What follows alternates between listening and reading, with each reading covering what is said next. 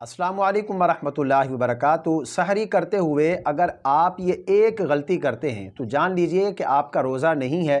काफ़ी सारे लोगों की तादाद ऐसी है कि जो इस गलती में मुब्तला होते हैं, उन्हें इल्म ही नहीं होता कि उन्होंने इतनी बड़ी गलती कर दी है कि जिसकी वजह से उनका रोज़ा ही नहीं है और वो सारा दिन रोज़ादार की तरह गुजारते हैं, भूखे प्यासे रहते हैं और वो समझते हैं कि शायद हमारा रोज़ा है। हालांकि हकीकत में देखा जाए तो उन्हें भूख और प्यास के अलावा कुछ भी हासिल नहीं होता। रोज़े का एक इंतहाई अहम मसला आज मैं आपके साथ शेयर करने जा रहा हूँ। चूँकि अल्हम्दुलिल्लाह हम मुसलमान हैं, रोज़े हम पर फ़र्ज़ हैं। मैं ये समझता हूँ ये बड़ी अहम और ख़ास इबादत है। हमें रोज़े के मसाइल के बारे में इल्म होना चाहिए और हमें इन मसाइल को सीखना चाहिए।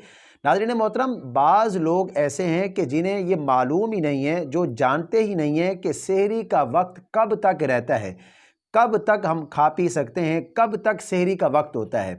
बाज़ लोग तो ये समझते हैं कि आज़ान के शुरू होने तक सहरी का वक्त रहता है। बाज़ ये समझते हैं कि आज़ान के मुकम्मल होने तक, जब तक आज़ान मुकम्मल ना हो उस वक्त तक सहरी का वक्त रहता है और वो खाते पीते रहते हैं। नाज़रीन मोहतरम, याद रखिएगा ये एक बहुत बड़ी गलती है और ये इतनी बड़ी गलती है कि अगर आप इस गलती में मुब्तला हैं तो आपका रोज़ा नहीं होगा। सारा दिन आप भूखे प्यासे रहें, आपको भूख और प्यास के अलावा कुछ भी हासिल नहीं होगा। बहुत ही आसान लफ्ज़ों में मैं आपको ये मसला समझा रहा हूँ। देखें, सहरी का वक्त कब तक रहता है?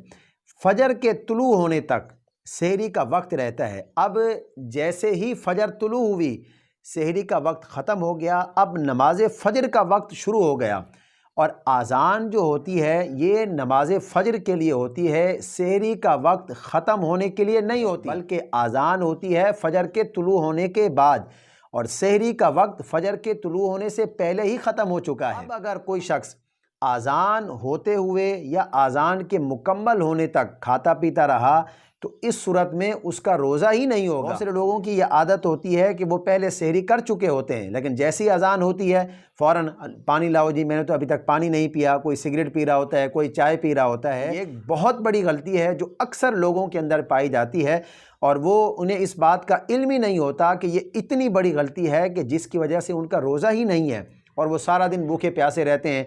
वो समझते हैं शायद हमारा रोज़ा है, हालांकि उन्हें भूख और प्यास के अलावा कुछ भी हासिल नहीं होता।